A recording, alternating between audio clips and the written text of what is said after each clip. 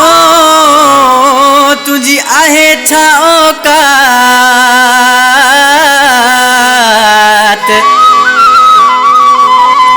ओ आऊं जाना असुल खां तुझी आहे छा औकात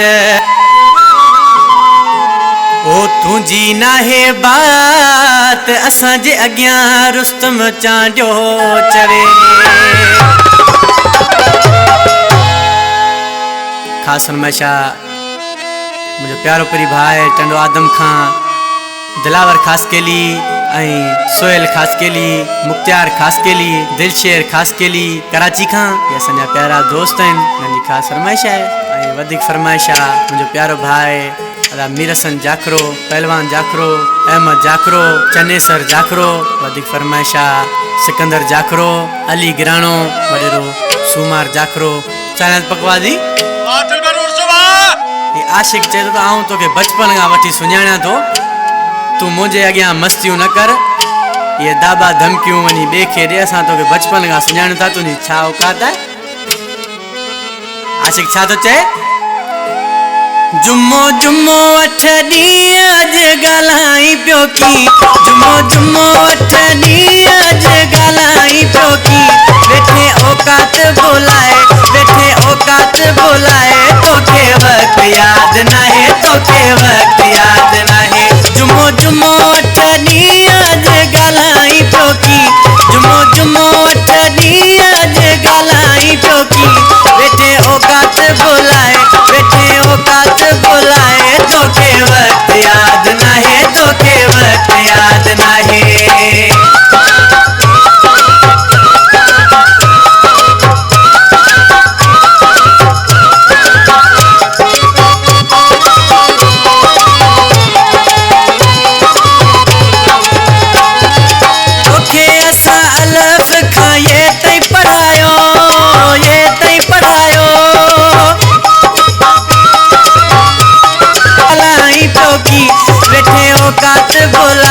वेठे औकात बोलाए तोखे वक़्तु यादि नाहे तोखे वक़्तु यादि नाहे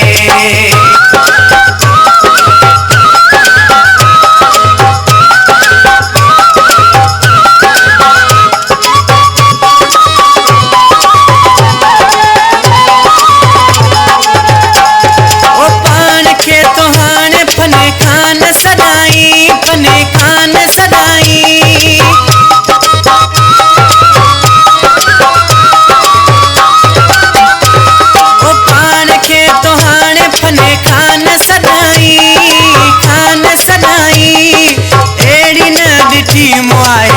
में बधाई कैसा कबो नाहे ईअं अॼु ॻाल्हाई पियो की वेठे औकात बोलाए तोखे वक़्तु यादि नाहे तोखे वक़्तु यादि नाहे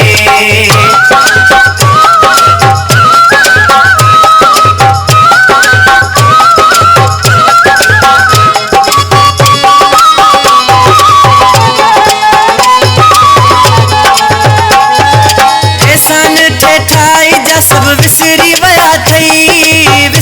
वया थई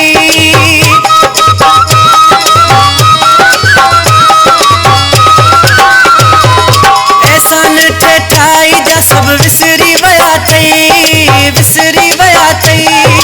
मुझे हिन दिल खे केड़ा दर्द ॾिना थई तूं तोड़ी पयो नी अॼु ॻाल्हाई पियो की